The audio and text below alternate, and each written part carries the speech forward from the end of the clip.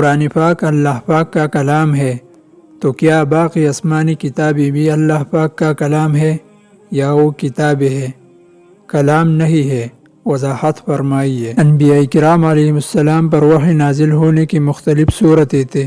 کبھی تو فرشتہ وحی لے کر آتا، کبھی لکھی ہوئی کتاب مل جاتی، کبھی اللہ تعالیٰ بغیر کسی واسطے کے خود کلام فرماتے۔ الغرض انبیاء کرام علیہ السلام پر وحی جس صورت میں بھی آئی وہ اللہ کا کلام ہے اور اسی کا نازل کردہ قانون و حکم ہے۔ چنانچہ جس طرح قرآن کتاب اللہ ہونے کے ساتھ ساتھ کلام اللہ بھی ہے، اس طرح دیگر آسمانی کتابیں کتاب اللہ بھی ہے، کلام اللہ بھی ہے۔ قرآن مجید میں اللہ تبارک و تعالیٰ نے یہودیوں کے کتاب اللہ میں تحریف کا ذکر یوں فرمایا: افتطمعون ان یؤمنوا لکم وقد کان فریق منهم یسمعون کلام اللہ ثم یحرفونہ من بعد ما عقلوہ وهم یعلمون۔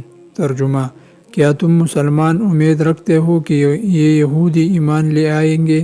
تم یعنی تمہارے دن پر حال آ کہ ان میں ایک فریق گروہ اللہ کا کلام سنتا تھا، پھر اسے سمجھنے کے بعد اس میں تحریف کرتا تھا، باوجود یہ کہ وہ جانتے تھے۔ مذکورہ آیات میں تورات کو کلام اللہ کہا گیا ہے، لہذا دیگر آسمانی کتابوں کو بھی کلام اللہ کہنا درست ہے۔